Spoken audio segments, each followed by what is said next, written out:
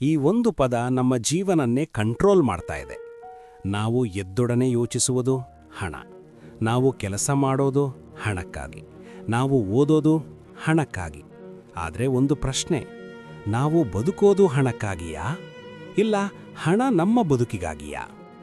ಸಂತೋಷ, ಈ ಪದ ಕೇಳಿದ್ರೆ ಮನಸ್ಸು ಹಗುರವಾಗುತ್ತೆ.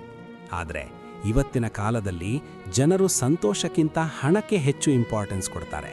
ಯಾಕೆ ಗೊತ್ತಾ? ಯಾಕಂದ್ರೆ ಜನರಿಗೆ ಅನಿಸುತ್ತೆ ಹಣ ಇದ್ರೆ ಎಲ್ಲ ಸಿಗುತ್ತೆ. ಆದರೆ ನಿಜವಾಗಿಯೋ ಎಲ್ಲ ಸಿಗುತ್ತಾ? ಮೊದಲಿಗೆ ಹಣದ ಬಗ್ಗೆ ಮಾತಾಡೋಣ.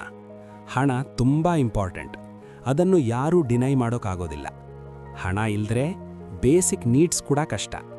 ರೆಸ್ಪೆಕ್ಟ್ ಕಡಿಮೆ, ಸೊಸೈಟಿ ಇಗ್ನೋರ್ ಮಾಡುತ್ತೆ. ಹಣ ಇದ್ರೆ ಕಂಫರ್ಟ್ ಲೈಫ್, ಲಕ್ಸುರಿ, ಸೆಕ್ಯೂರಿಟಿ, ಇದು ರಿಯಾಲಿಟಿ. ಒಬ್ಬ ಮಿಡಲ್ ಕ್ಲಾಸ್ ಹುಡುಗ ತನ್ನ ಫ್ಯಾಮಿಲಿಗಾಗಿ ದಿನಾರಾತ್ರಿ ಕೆಲಸ ಮಾಡ್ತಾನೆ. ಅವನ ಡ್ರೀಮ್ ಏನು ಗೊತ್ತಾ? ನನ್ನ ಮನೆಯಲ್ಲಿ ಯಾರೂ ಕಷ್ಟಪಡಬಾರದು. ಅವನು ಹಣಕ್ಕಾಗಿ ಓಡ್ತಾನೆ. ಆದರೆ ಈ ಓಟ ಯಾವಾಗ ಮುಗಿಯುತ್ತೆ? ಒಮ್ಮೆ ಯೋಚಿಸು. ನಾವು ಹೆಚ್ಚು ಹಣ ಸಂಪಾದಿಸಿದಂತೆ ನಮ್ಮ ಎಕ್ಸ್ಪೆಕ್ಟೇಷನ್ಸ್ ಕೂಡ ಹೆಚ್ಚಾಗುತ್ತವೆ. 10,000 ಸಿಕ್ಕಾಗ ಖುಷಿ, 1,00,000 ಸಿಕ್ಕಾಗ ಅದು ಸ್ಮಾಲ್ ಅನಿಸುತ್ತದೆ, 10,00,000 ಸಿಕ್ಕಾಗ ಇನ್ನೂ ಬೇಕು ಅನಿಸುತ್ತದೆ. ಇದು ನೆವರ್ ಎಂಡಿಂಗ್ ಲೂಪ್.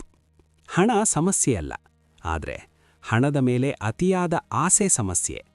ನೀನು ಗಮನಿಸಿದ್ರೆ ಹೆಚ್ಚು ಹಣ ಇರುವವರಲ್ಲಿ ಸ್ಟ್ರೆಸ್ ಜಾಸ್ತಿ, ಟೆನ್ಷನ್ ಜಾಸ್ತಿ, ಫಿಯರ್ ಜಾಸ್ತಿ. ಯಾಕೆ? ನಾನು ಇದನ್ನು ಕಳೆದುಕೊಂಡ್ರೆ ಅನ್ನೋ ಭಯ. ಒಬ್ಬ ಬಿಸ್ನೆಸ್ ಮ್ಯಾನ್ ದಿನಕ್ಕೆ ಕ್ರೋರ್ಸ್ ಹ್ಯಾಂಡಲ್ ಮಾಡ್ತಾನೆ, ಆದರೆ ರಾತ್ರಿ ನಿದ್ರೆ ಬರೋದಿಲ್ಲ.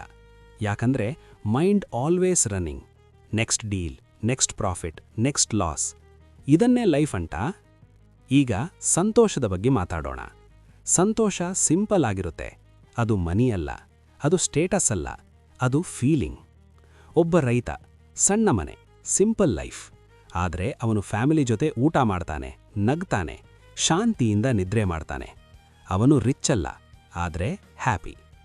ಇನ್ನೊಬ್ಬ ದೊಡ್ಡ ಬಂಗ್ಲೋ, ಲಕ್ಸುರಿ ಕಾರ್, ಸರ್ವೆಂಟ್ಸ್, ಆದರೆ ಒಬ್ಬಂಟಿ, ಟೆನ್ಷನ್, ಪ್ರೆಷರ್. ಅವನು ರಿಚ್, ಆದರೆ ಹ್ಯಾಪಿ ಇಲ್ಲ. ಈಗ ನಿನಗೊಂದು ಡೀಪ್ ಟ್ರೂತ್ ಹೇಳ್ತೀನಿ.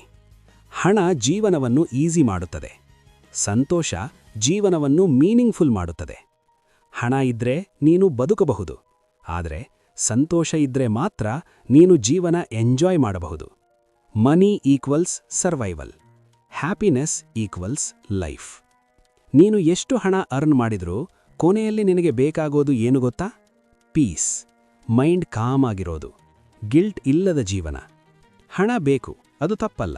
ಆದರೆ ಹಣಕ್ಕಾಗಿ ಸಂತೋಷ ಕಳೆದುಕೊಳ್ಳಬೇಡ. ಹಣಕ್ಕಾಗಿ ಫ್ಯಾಮಿಲಿ ಇಗ್ನೋರ್ ಮಾಡಬೇಡ. ಹಣಕ್ಕಾಗಿ ಹೆಲ್ತ್ ಡಿಸ್ಟ್ರಾಯ್ ಮಾಡಬೇಡ. ಬ್ಯಾಲೆನ್ಸ್ ಮೇಂಟೈನ್ ಮಾಡು, ವರ್ಕ್ ಮಾಡು, ಆದರೆ ಲೈಫ್ ಎಂಜಾಯ್ ಮಾಡು. ಕೊನೆಯಲ್ಲಿ ಒಂದು ಸತ್ಯ, ಹಣ ನಿನ್ನ ಕೈಯಲ್ಲಿರಬೇಕು, ಮನಸ್ಸಿನಲ್ಲಲ್ಲ.